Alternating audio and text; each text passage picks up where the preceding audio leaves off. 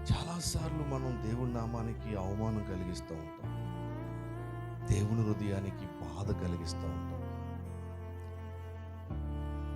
దేవునికి లోబడకుండా, దేవుని మాట వినకుండా. చూడండి, నాకు అర్థం కాదు కొన్నిసార్లు మనము ఆయన్ని గాయపరిచినా, ఆయన మీద తిరుగుబాటు చేసినా, ఆయనకి అవమానం కలిగించినా, ఆయన్ని మనం త్రోసేసినా, ఆయన ఎప్పుడు మన వెంటబడ్డం, ఎప్పుడు మన వెంటబడ్డం.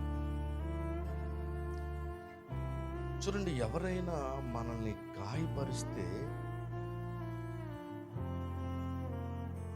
అలా గాయపరిచిన వారిని మనం దూరంగా పెడతాం. ఒక వ్యక్తి ద్వారా మనకి బాధ కలిగితే మన స్వభావం ఏంటంటే అలాంటి వారిని మనం దూరంగా పెడతాం. ఎవరైతే మనకి సంతోషం కలిగిస్తారో, ఆనందం కలిగిస్తారో వారి వైపు మనం ఆకర్షించబడతా ఉంటాం, వారికి దగ్గరగా ఉంటాం. అది మన స్వభావం. కానీ దేవుని స్వభావం లేకపోతే దేవుని ప్రేమ ఎలాంటిదంటే, గాయపరిచిన వారి వెంట దేవుడు వెళ్తా ఉంటాడు.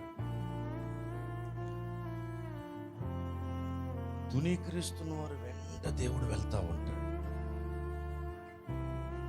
ఒక వ్యక్తి దేవుడిని తునీకరిస్తున్నా, త్రోసివేస్తున్నా, గాయపరుస్తున్నా, అవమానపరుస్తున్నా, రకరకాల మాటల ద్వారా దేవుణ్ణి బాధ పెడుతున్నా,